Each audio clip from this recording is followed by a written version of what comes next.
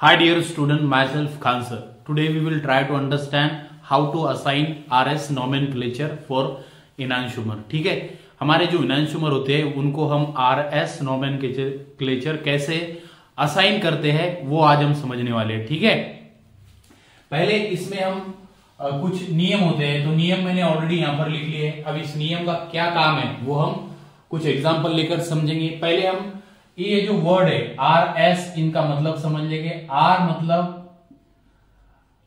Rectus, ठीक है, और S मतलब सिनिस्टर. ठीक है, दूसरी भाषा में इसको आप राइट भी कह सकते हैं, ठीक है, और इसको आप लेफ्ट भी कह सकते हैं. ठीक है, तो R is nothing but the rectus and S is nothing but the left. Okay, अब जब हम क्लॉकवाइज डायरेक्शन में जाएंगे तो उसको हम क्या बोलेंगे, रेक्टस या फिर R. और जब हम एंटी क्लॉकवाइज डायरेक्शन में जाएंगे तब हम उसको बोलेंगे S नोमेनक्लेचर. ठीक है, तो नियम यहां पर मैंने दो ही नियम लिखे हैं, तीन नियम होते हैं लेकिन मोस्टली हम इनका यूज करते हैं. ठीक है, तो मान लो मेरे पास एक क्या है, एक कंपाउंड है. ठीक है, जैसे कि क्लोरीन, ब्रोमीन, ठीक है, और आयोडीन और यहां पर हाइड्रोजन. ठीक है, मेरे पास एक क्या है, कायरल कंपाउंड है. कायरल कंपाउंड, कायरल कंपाउंड मतलब ऐसा कंपाउंड जिसके एक कार्बन एटम को चार अलग ग्रुप क्या होते हैं, ज्वाइन होते हैं. ठीक है, कायरल कार्बन मतलब ऐसा कार्बन जिसके एक कार्बन को चार अलग अलग ग्रुप क्या होते हैं, अटैच होते हैं, उसको कहते हैं हम कायरल कार्बन. तो मेरे पास एक कायरल कार्बन है और एक कंपाउंड है कायरल कंपाउंड, जैसे कि उसको क्लोरीन, ब्रोमीन, आयोडीन और हाइड्रोजन, इस तरह से ये ग्रुप अटैच है. अब मुझे इनको नंबर असाइन करना है 1 2 3 4 के हेल्प से. ठीक है, तो नंबर असाइन करने के लिए पहला नियम क्या कहता है कि आप उस नंबर को पहला नंबर दो जिसका एटॉमिक नंबर ज्यादा है. अब हमारे पास क्या है, आयोडीन, ब्रोमीन, क्लोरीन. ठीक है, पहला हमारे पास आयोडीन, ब्रोमीन और क्लोरीन, और तीसरा क्या है, चौथा क्या है, हाइड्रोजन. ठीक है, अब इनमें इन चारों में सबसे ज्यादा एटॉमिक नंबर किसका है, 53 किसका है, आयोडीन का. 35 किसका है, ब्रोमीन का. ठीक है, क्लोरीन का कितना है, 17. ठीक है, और हाइड्रोजन का कितना है, 1. तो बेसिकली अब हम इनको जब नाम देंगे, हम इनको जब नंबर इसको असाइन करेंगे तो वो कुछ इस तरह से होंगे. ठीक है, वो कुछ इस तरह से होंगे. पहला नंबर किसको मिलेगा, जिसका एटॉमिक नंबर ज्यादा है, तो आयोडीन का सबसे ज्यादा है जैसे कि 53. ठीक है, दूसरा ब्रोमीन को, तीसरा क्लोरीन को, और चौथा जो मिलेगा वो हाइड्रोजन को मिलेगा. ठीक है, अब हमको जाना कहां से, 1 से 1 2 3 जाना है. 4 को हमको कंसीडर नहीं करना है. ठीक है, क्योंकि उसका जो प्रायोरिटी है सबसे कम है, तो उसको 2 मिनट के लिए हमको भूल जाना है. हमको जाना है 1 से 3 तक.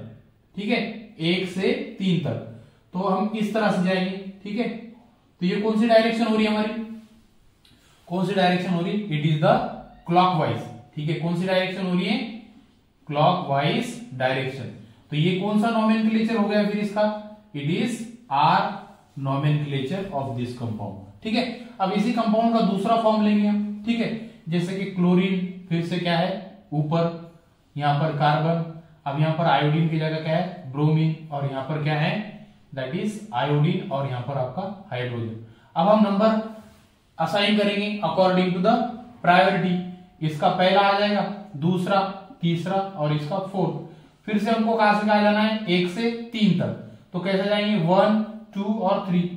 अब हम कैसा जा रहे हैं, दैट इज एंटी क्लॉकवाइज. कौन सी डायरेक्शन है, एंटी क्लॉकवाइज डायरेक्शन में हम जा रहे हैं. तो एंटी क्लॉकवाइज डायरेक्शन में हम जाएंगे तो जब नोमेनक्लेचर कौन सा होगा, S नोमेनक्लेचर. ठीक है, तो इस तरह से हमने पहले नियम का यूज करके यहां पर R और S नोमेनक्लेचर इस कंपाउंड के क्या किए हैं, असाइन किए. अब हम दूसरा एक एग्जांपल लेके उसको, दूसरा जो नियम है हमारा, उसको थोड़ा समझने की कोशिश करेंगे. ठीक है, अब हमारे पास जो दूसरा कंपाउंड है वो कुछ इस तरह से है. जैसे कि एक कार्बन और उसको 4 अलग अलग ग्रुप क्या है अटैच है, ठीक है। यहाँ पर आपका क्या है, इस तरफ आपका हाइड्रोजन, ठीक है, और यहाँ पर आपका OH और यहाँ पर आपका CH3, ठीक है। अब इस कंपाउंड का जब RH नोमेनक्लेचर हम असाइन करेंगे तो ये दूसरा जो नियम है उसका हमको काम है, ठीक है।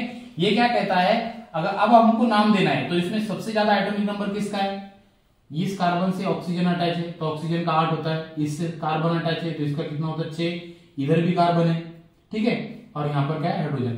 अब प्रायोरिटी देते समय हमको प्रॉब्लम ये आ रहा कि इसको हम पहले प्रायोरिटी दें या इसको, ठीक है, क्योंकि यहां पर भी कार्बन अटैच है, यहां पर भी कार्बन। जब दो एटम अगर सेम हो तो उसके आगे का एटम देखना है हमको। यहाँ पर इसके आगे का एटम क्या है ऑक्सीजन, इसके आगे का क्या है दूसरा एटम कौन सा है हाइड्रोजन, तो हम इसको प्रायोरिटी देंगे, ठीक है। इसके केस में हम इसको ज्यादा प्रायोरिटी देंगे। तो पहले ऑक्सीजन अटैच है तो ऑक्सीजन का क्या हो जाएगा 1, ठीक है, दूसरा नंबर इसको आएगा, तीसरा इसको आएगा और चौथा इसको आएगा। अब हमको जाना कहा है 1 से 3 तक, ठीक है, 1 2 3, तो क्या है 1 2 3, तो किस तरह से जा रहे हैं हम, कौन सी डायरेक्शन हो रही है, ठीक है, इट इज कौन सी डायरेक्शन हो रही है, it is the anti clockwise direction. और जब एंटी क्लॉकवाइज डायरेक्शन में हम जाएंगे तो हमारा नोमेनक्लेचर कौन सा होगा, दैट इज एस नोमेनक्लेचर, ठीक है। अब इसी कंपाउंड का अगर हम ग्रुप इनके चेंज कर दे तो COOH, ठीक है, उसके बाद फिर से यहां पर कार्बन और यहां अब हम क्या करेंगे CH3 की जगह यहां पर OH को लगा देंगे, ठीक है, और यहां पर फिर से आपका हाइड्रोजन। फिर से हम क्या करेंगे, इसको नंबर असाइन करेंगे, इसको पहला, ठीक है, क्योंकि ऑक्सीजन है, इस डायरेक्ट कार्बन से अटैच, इसको दूसरा, इसको तीसरा, ठीक है, और इसको चौथा। चौथे को हमको 2 मिनट के लिए भूल जाना है, ठीक है। तो अब क्या होगा, अब हमको जाना है 1 से 3, 1 2 3, तो कौन सी डायरेक्शन में जा रहे हैं हम, दैट इज क्लॉकवाइज डायरेक्शन में। और जब हम क्लॉकवाइज डायरेक्शन में जाएंगे तो वो हमारा कौन सा नोमेनक्लेचर होता है, हमारा R नोमेनक्लेचर, ठीक है। जब हम एंटी क्लॉकवाइज में जाए तो हमारा कौन सा होता है S नोमेनक्लेचर। जब क्लॉकवाइज डायरेक्शन में हम जाए तो दैट इज R नोमेनक्लेचर, ठीक है। तो इस तरह से हमने इस कंपाउंड की हेल्प से क्या किया, RS नोमेनक्लेचर का जो दूसरा नियम है उसको समझने की कोशिश की है, ठीक है। अब हमारे पास एक और एग्जांपल है, ठीक है, उस एग्जांपल को हम समझेंगे, ठीक है। अब मान लो हमारे पास इस तरह से एग्जांपल है कि हमारे पास अब कायरल सेंटर जो है 1 से ज्यादा है, मतलब 2 है, ठीक है, वो इस तरह से होगी, ठीक है। एक कंपाउंड है हमारे पास, ये एक कार्बन और यहां पर और एक कार्बन, ठीक है, यहां पर क्या आपका OH और इधर आपका हाइड्रोजन, फिर से यहां पर आपका OH और इधर आपका हाइड्रोजन, ठीक है, और यहां पर आपका इस तरह से, ठीक है। अब ये ऐसा कंपाउंड है कि इसको चारों साइड से अब इसमें ये एक कायरल सेंटर है और एक कायरल सेंटर है, एक ग्रुप ये, एक ग्रुप ये और एक ग्रुप ये, पूरा ग्रुप आपको कंसीडर करना है। अब हमको C2 का और C3 का जो नोमेनक्लेचर है RS उसको असाइन करना है, ठीक है। तो असाइन करने के लिए फिर से हम क्या करेंगे, नंबरिंग करेंगे, ठीक है। अब पहली नंबरिंग किसको आएगी, जिसका एटॉमिक नंबर ज्यादा है, तो ऑक्सीजन जो इससे अटैच है इसको पहला नंबर आ जाएगा, ठीक है। अब इसको कितना नंबर आएगा, दूसरा, बिकॉज इसके कंपैरिजन में, इस ग्रुप के कंपैरिजन में ये जो ग्रुप है, क्योंकि यहाँ पर 2 ऑक्सीजन है, ठीक है, तो 2 ऑक्सीजन होने की वजह से इसका क्या होगा, दैट इज OOC होगा, ठीक है, मतलब 3 ग्रुप एक कार्बन को डबल बॉन्ड होगा तो 3 अटैच है, तो दैट्स व्हाई इसके कंपैरिजन में हम इसको प्रायोरिटी देंगे, ठीक है। तो ये हो जाएगा दूसरा और ये आपका कितना हो जाएगा तीसरा और ये हो जाएगा आपका चौथा, ठीक है। इस तरह से ये हो जाएगा, क्लियर है। अब इसको अगर हमको असाइन करना है तो हमारा अब हमको जाना है तो कहां से कहा जाएंगे हम, 1 से 3 तक, ठीक है, 1 से 3 में हम जाएंगे। तो अब हम देखेंगे इसमें कि 1 और ये आपका 1 और ये 2 और ये 3, ठीक है, इस डायरेक्शन में जाना है, मतलब हमको कैसा, इस डायरेक्शन में, ठीक है। तो ये डायरेक्शन कौन सी है, that is anti clockwise direction. तो ये जो C2 है उसका नोमेनक्लेचर कैसा है, दैट इज S नोमेनक्लेचर, ठीक है। अब C3 के बारे में हम सोचेंगे, ठीक है। फिर से हम क्या करेंगे, अब इसको नंबर असाइन करेंगे, इसका पहला नंबर हो जाएगा, ठीक है, इसका दूसरा नंबर हो जाएगा और ये ऊपर जो ग्रुप है इसका कितना हो जाएगा, तीसरा नंबर और इसका 4th नंबर। अब जाना कहां से हमको, 1 से 3 तक, ठीक है। तो ये क्या हो जाएगा 1 2 और ये 3, 4 को बीच में हमको भूल देना है। तो ये कौन सी डायरेक्शन है, that is the clockwise direction, ठीक है। कौन सी है, तो C3 जो है उसका कैसा है R, ठीक है।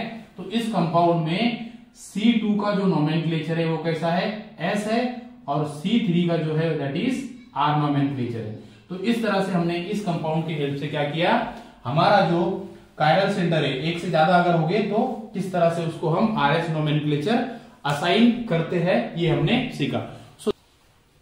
ठीक है। इसके बाद और एक एग्जांपल हम लेंगे। यहां पर हमारे पास एक दूसरा एग्जांपल है, दैट इज कुछ एग्जांपल हमारा वो कुछ इस तरह से है, ठीक है। यहां पर देखिए आप, जो एग्जांपल है हमारा वो कुछ इस तरह से है। यहां पर डैश पे क्या है आपका हाइड्रोजन, और ये जो है आपका यहां पर है आपका दैट इज CH3, ठीक है। इस तरह से वेज पे क्या है CH3, ठीक है। और यहां पर हमारा क्या है डबल बॉन्ड, और यहां पर हाइड्रोजन है और यहां पर हाइड्रोजन। अब ये जो कायरल सेंटर है, इस कायरल सेंटर का हमें नोमेनक्लेचर क्या करना है, असाइन करना है, ठीक है।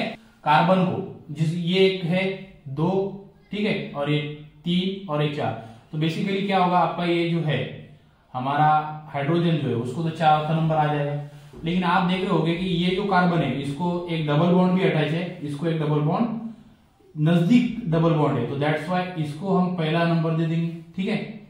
अब इसको हम दूसरा नंबर देंगे, ठीक है, और इस कार्बन को हम तीसरा नंबर देंगे, ठीक है।